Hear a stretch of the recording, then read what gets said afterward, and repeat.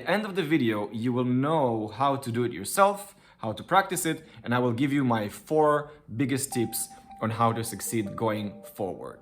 So as I said, subconscious dreaming, subconscious journeying is like any other daydream or any other dream. You are the character in your dream, in your journey, and you navigate it towards whenever and whatever and wherever you want to lead, because you come with a question, with an intention.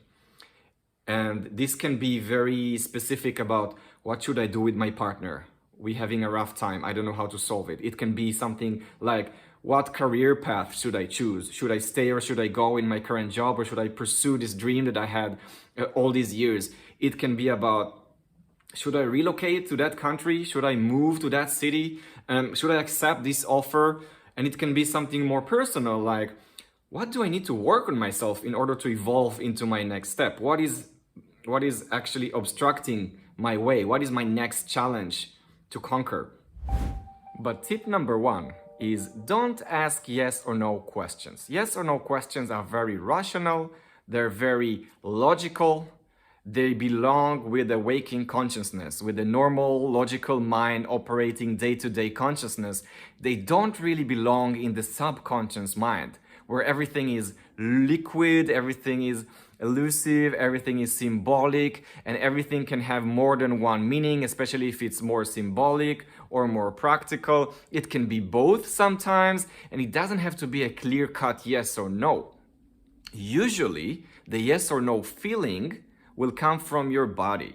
So if you see a good situation, your body will expand, you will feel nice, you will feel safe, you will feel loved and appreciated, and you will feel like your body is at ease. This usually is a yes. But when you feel contracted, closed, cold, fearful, then usually your body is signaling that this is a no. And this is also something that you feel during this subconscious journey. You don't just see images or hear voices or see words or images like you would see in a normal dream. Your body participates in this with you.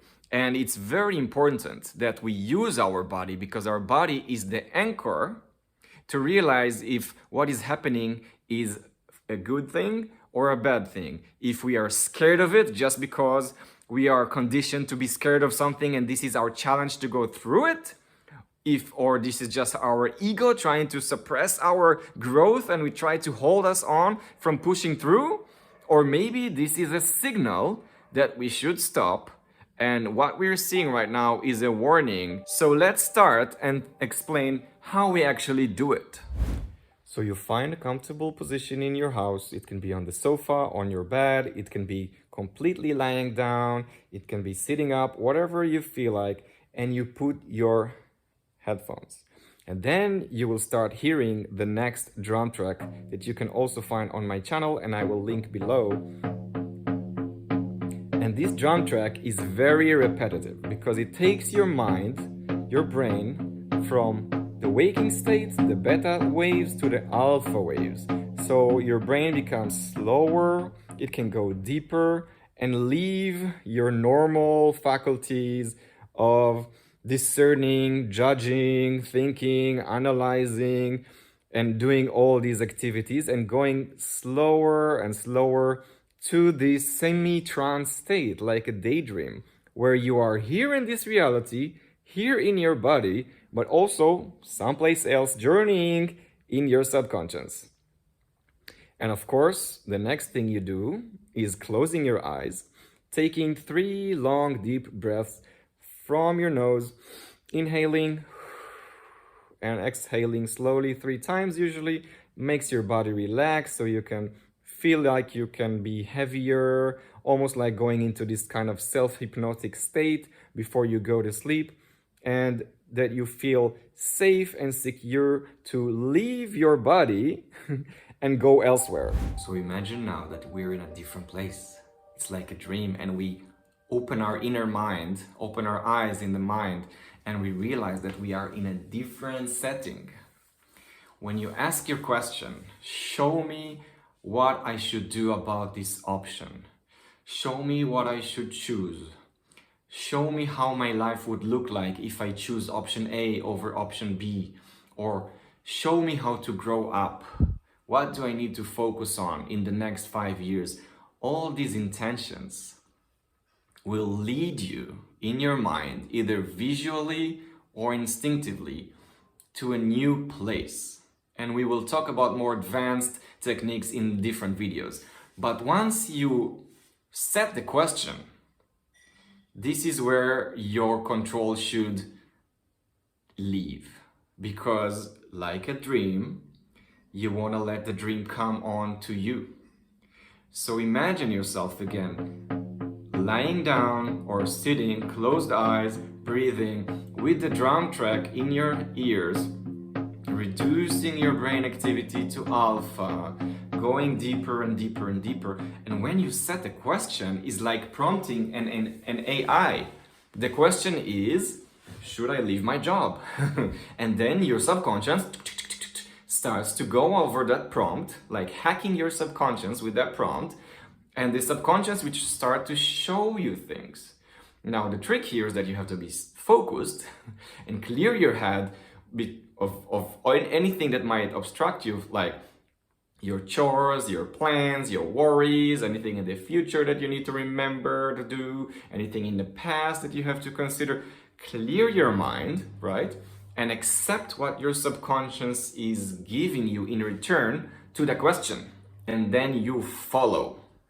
Now the trick is that if you lose focus, if you lose control, you can always go back, like in a movie, rewind, and ask again, and ask for clarifications. If something doesn't make sense, if something doesn't feel right, if you're doubting yourself that maybe you're making this up, ask again, and see if you get the same answer or the answer keeps changing and everything is elusive. Now, usually the real messages, the goal that comes out of the subconscious is very clear. You feel it in your body. You have a more vivid vision when it happens, and you just know. Whenever you start being skeptic, whenever you're not sure if this is real or not, usually you're in your mind. Usually you're not deep enough in the subconscious, and the answers that you get are more from your own ego and your own mind and wishful thinking, and not from the actual journey. And this will be another tip that I will share in another video about how to actually trust your intuition. These journeys, they can be short as 5 minutes or long as 15 minutes. As long as you can keep your concentration, you can keep on receiving more messages and seeing more details and asking more questions and go deeper and deeper and deeper. And it takes practice. So by the end now, I want to explain my 4 biggest tips. The first one is that it takes practice. Nobody can really make it big time in their first attempt. But as much as I've seen people do it, they all succeed. Within the first, second, or third attempt, they all succeed to journey, because we can all do it. We all have imagination, and we can all use our imagination to go inside the journey and let the journey take the lead and lead us somewhere. So it takes practice. Don't think that it will work on this first time, and if it doesn't, then it means it doesn't work. Please try. Try at least 10 times. Sometimes asking the same question, and then in a different day, ask a different question. See how you feel when you go into the journey, how you can make yourself more relaxed, how you can clear your mind before that, how you can focus more, and how you can be open to receive. The second tip is be open. You might not see the things that you want to see, but your subconscious will give you what you need. And you might not realize that what you saw is actually related to the question, but it usually does, because it does come up in a response to that question, to that prompt that you wanted. So you get what you need, not what you want from your subconscious, and you have to be open to receive an answer that you might not like. It happens sometimes. And for that, the third tip is that you have to be curious. You really have to be non-judgmental and curious about what might happen when I go on this journey. What might I see that is surprising, that is unexpected, that is like a memory that I lost and suddenly came back. Be curious about what happens, and then you will open your horizons to see more and understand more symbolism and more connections. And the fourth one, the last one, is be patient. It's not instantaneously that you prompt your subconscious and you get a response.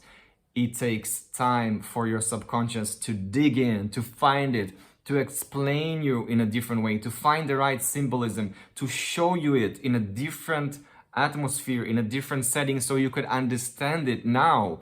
Because maybe you're digging so deep and you go back to age when you were age 5 or age 6, and your subconscious will need to dig it up and convert it in a way that you will understand now as an adult. That's like one example.